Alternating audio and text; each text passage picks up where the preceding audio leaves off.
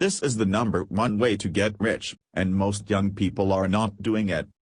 Welcome to another video presented by Beautiful Healthy Lifestyle. Today we are revealing an interesting tip from somebody who became a self-made millionaire at a young age.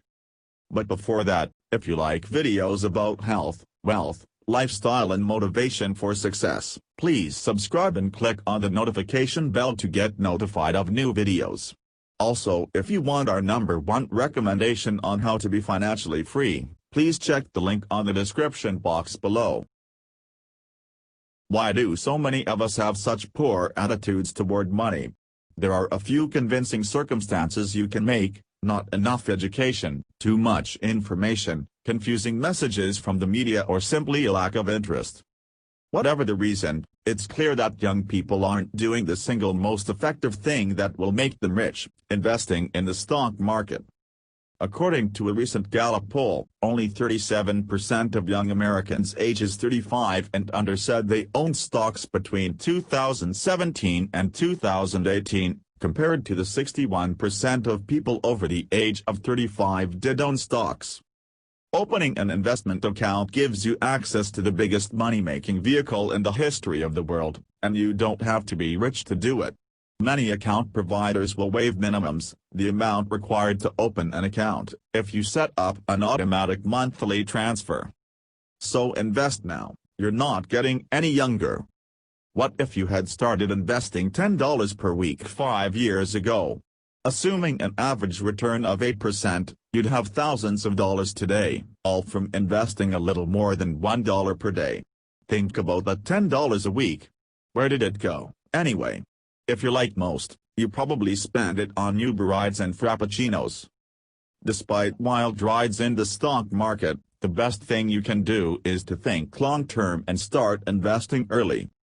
If you invest $10 per week, after 1 year, you'll have $541, after 5 years, you'll have $3,173, after 10 years, you'll have $7,836. If you invest $20 per week, after 1 year, you'll have $1,082, after 5 years, you'll have $6,347, after 10 years, you'll have $15,672. If you invest $50 per week, after 1 year, you'll have $2,705, after 5 years, you'll have $15,867, after 10 years, you'll have $39,181. Stop making excuses. Although most people are limited by circumstances, most will never get rich simply because they have poor money practices. If you're in your 20s or early 30s, there's still time to set aggressive investment goals. The first step is to understand what your excuses really mean. Excuse #1: there are so many stocks out there, so many ways to buy and sell stocks, and so many people giving different advice. It feels overwhelming. What it means: this is code for, I want to hide behind complexity. Any new topic is overwhelming, such as diets, workout regimens or parenting. The answer isn't to avoid it, it's to pick a source of information and start learning. Excuse #2: I don't want to be the person who buys into the market when it peaks. What it means: you already know you can't time the market, but you just don't understand it. You can make this problem disappear by automatically investing each month.